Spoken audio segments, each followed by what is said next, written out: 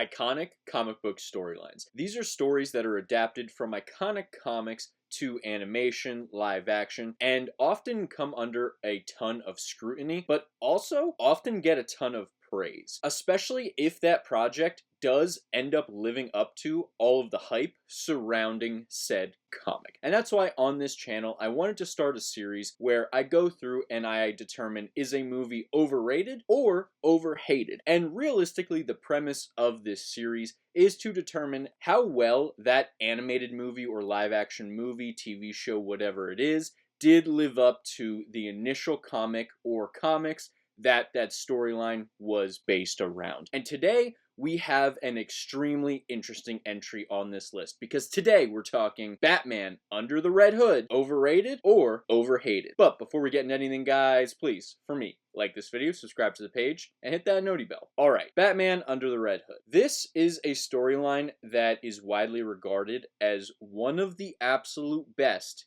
in all of comics. And when we talk animated films, it is almost always in every single person's top 5, top 3, and very often a lot of people's #1 rated animated film. And honestly, there's a lot of good reason and support for that fact. This movie is absolutely phenomenal. So I want to go through and, as I always do, take a look at all of the good, but also all of the bad, and determine, is this movie rightfully praised, or is it 100% overrated? Does it get too much praise for its own good? So, without further ado, let's get right into it. First and foremost, going into the good, as I mentioned, the world building in this movie is fantastic. This is not a movie that is a 3rd, 4th, or 5th entry. It's also not starting a new universe. So, right off the bat, we have to get things kicked off, but also make you feel as if this whole world of Gotham has existed for a while, and also make it all make sense. And by that, I mean the inclusion of a ton of other characters. And that's probably one of the other really big things that I do enjoy about this movie. You obviously have the character of Red Hood. You have the Joker, 2 crucial people in this story. You also have Ra's al Ghul, again, a crucial character in the story, who has a really great role, even if it's not prominent.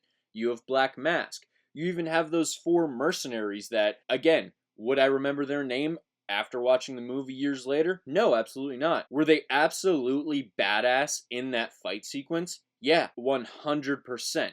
Was it definitely one of the best parts of the movie? Yeah, probably. Again, that fight sequence where Red Hood and Batman team up, the dynamic duo, again, pseudo-dynamic duo, because Batman and Dick Grayson, to me, are always the definitive dynamic duo. But again, this is still Batman and his Robin, at least at that time, teaming up once again to fight crime.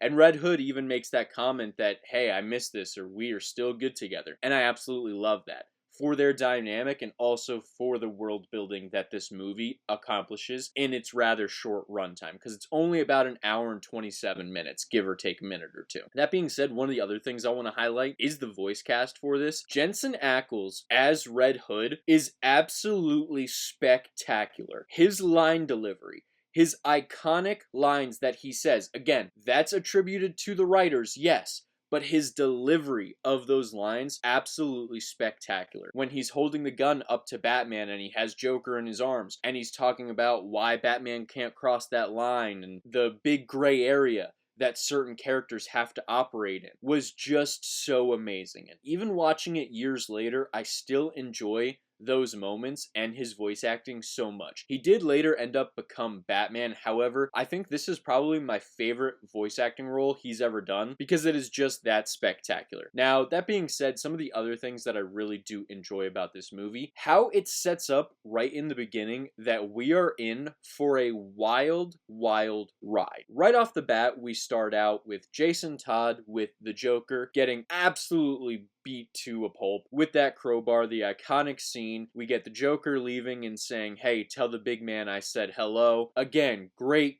stuff. For a little bit, we do think that Robin is going to make it out of it. He manages to start getting himself up, getting himself towards the door, only to realize it is indeed locked, and then he does see the bomb. And even though this is animation, the animators were so good at bringing out the emotion the characters were feeling. We could feel Jason's utter defeat in that moment as he just slowly sat back down and accepted that he was indeed about to die. And the bomb goes off just as Batman arrives, and that is how the movie begins. That is what is going to set up the next hour and a half of our time watching this movie. And as I said, we all knew we were in for an epic, amazing story right from the get-go. Some of the other things that I really do enjoy, obviously the Joker was a great character in this film. He's very centric. Obviously, he's the one who does kill Jason Todd. And then when Jason does come back, you have the fixation that the Joker does have for him. Joker had a ton of really amazing moments in this movie. Obviously, I already mentioned the first one where he beats Jason to death with the crowbar or near death, and then just leaves him there to die. One of my other really favorite scenes was when Black Mask arranged the meeting with the Joker, and all he says is, hey, my throat's a little dry, can I have a little bit of water? Drinks the water, and through this whole scene, he is cool, calm, and collected, breaks the glass, takes that broken glass, slits one of Black Mask's guards' throat, takes his gun, and proceeds to shoot every single guard there, and then holds the gun to Black Mask, showing him all his money, all his power means absolutely nothing, because the Joker could have killed him right then and there if he wanted to. And I absolutely love that. I love moments in which certain characters, certain villains are given the opportunity to show just how intimidating they truly are. And in that moment, although Black Mask didn't show a ton of signs of being frightened or anything like that, you could tell he was definitely caught off guard. He was not expecting that at all. And again, instead of the Joker trying to use that moment to intimidate Black Mask, he cracks a joke. He tells him the things he needs in order to make this happen. And he even throws in that joke of, all right, well, I'm going to need some guys. Of course, not these guys, because, well, they're kind of dead. That's absolutely hilarious. Again, I love moments in which they give the Joker not just campy jokes, but jokes that actually could make the audience laugh. I know in that moment, I had a little bit of a chuckle. I found it really funny that after he did what he did, after intimidating this very powerful mob boss, he decided to crack a joke like that. That is Joker to a T. Again, to me, Mark Hamill will always be the best, but this version of the Joker is probably my second favorite. He's really good. Absolutely spectacular. The voice acting for this Joker was also amazing. Some of the other things that I really enjoyed about this movie, obviously its wide variety of villains, one being Red Hood. I've already spoken a little bit about him, especially the acting from Jensen Ackles for this character was spectacular. We totally understand his motives. We are led to believe throughout the course of his time as Robin that he was much darker than Dick was as Robin, and we're shown that multiple times. Batman tries getting through to him about how you can't just go around and be overly violent. They are criminals, yes, but that doesn't mean we just beat them to a bloody pulp. And you can see the progression that Jason goes through throughout the movie of, one, coming to terms with that as Robin, but then once he's reborn as Red Hood, totally throwing out that ideology, and then we're given Batman having to come to terms with Red Hood's new ideology and really try to combat that. And a lot of times Batman doesn't have a great response to what Jason is saying to him. Deep down, part of Batman does know that, yes, you are right. However, for me, it will never work. And that's when we get that amazing, iconic exchange between Red Hood and Batman, where Batman says to him, I do understand what you're saying, but if I do that, if I cross that line, if I go down that road, I will never come back. And that's us as the audience being able to understand that this is why Batman has that no-kill rule. This is why it's so important to him, because he would end up going on a killing spree. And Jason even has a rebuttal to this and says, I'm not saying you have to go out there and kill Two-Face or Penguin or Riddler or anyone else, just him, because he took me away from you. Why can you not kill him? And Batman doesn't have a good response. He just says to him, this is something you've never understood. I can't cross that line. and then he dares to walk away from him, and this pisses Jason off to the point where he goes to shoot him. Batman does have that silly moment where he's somehow faster than a speeding bullet, dodges it, and disarms Red Hood. Again, that whole sequence was amazing, and it ends up with Joker on top of Batman, holding him down, trying to get the bomb to explode, because the Joker even says, I'm the only one who's gonna get what he wants tonight. I want us all to die in a blaze of glory. Batman does end up stopping it, but still, that whole moment was really, really awesome.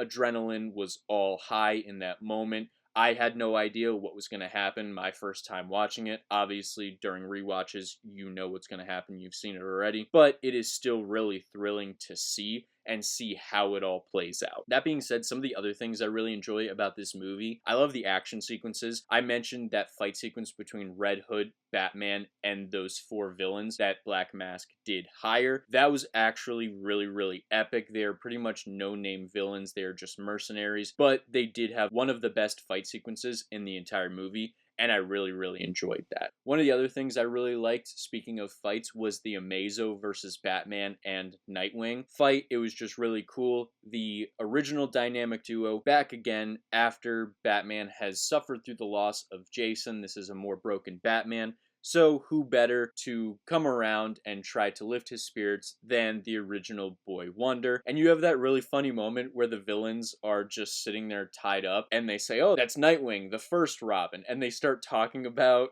Batman and Robin and how he ended up leaving to become Nightwing. I just find that absolutely hilarious. The fact that even the villains know some of the lore with the Bat family is really, really cool to me. How they ended up taking down Amazo was also really cool. He has the same weak points as a human being, so you do get a cool collaboration fight between Batman and Nightwing. Again, I'm a huge Nightwing fan, so if you add Nightwing to any movie, you're obviously going to get some bonus points from me. However, the fact that they did it in an organic way that really does make sense and added to the movie made me enjoy it that much more. And even him getting sidelined about halfway through the movie isn't something that took me out of it, and I wasn't disappointed. This is Batman's story, and Nightwing played his part to a T. And it really made sense why he wasn't in the rest of the film. He broke part of his ankle or leg. That makes sense. That's a really good in-universe, in-movie explanation as to why Batman has to now handle things alone. We also do get Ra's al Ghul. A cool conversation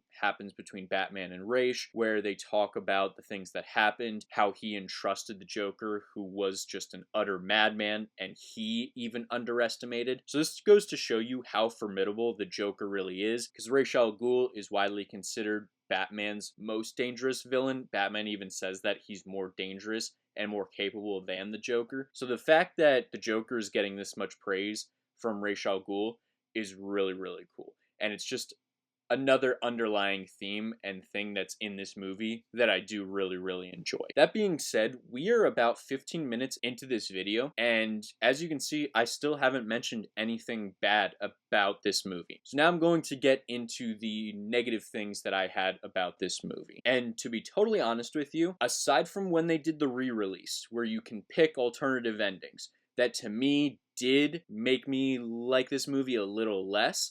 Again, only if you watch the interactive version. If you still watch the original, still amazing, doesn't ruin anything. I don't like the interactive thing. They also replaced Jensen Ackles as Red Hood. They make it someone else who, again, I'm not a fan of. Nothing against the voice actor. It's just Jensen Ackles was absolutely perfect. So I did not like that replacement. However, that is technically a different movie. That's the interactive version. So I can't really hold that against this movie. That being said, the only other negative I have is that this movie was not longer. As we know, back then, the normal runtime for a DC animated movie was between an hour and 15 minutes and an hour and 29 minutes. They would not go longer. However, since then, we have had longer releases. We've had ones that are an hour and 30 minutes, 2 hours and 20 minutes. We've even had 3-part movies. So I guess my only real critique would be that this film wasn't longer. I think if it was closer to 2 hours, they would have been able to flush out a bit more characters,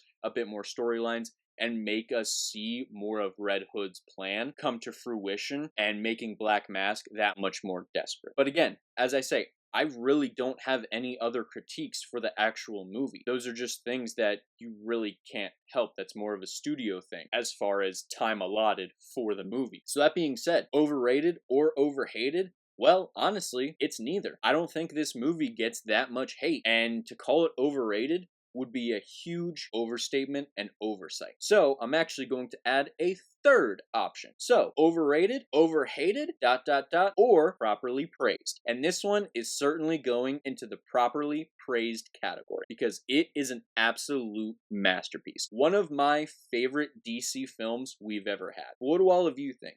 What did you think of this movie? Do you think that it gets proper praising? Or would you say it's a little bit overrated? Let me know in the comments down below. And while you guys are down there, please, for me, like this video, subscribe to the page, and hit that noti bell. And I'll see all of you in the next video. Goodbye.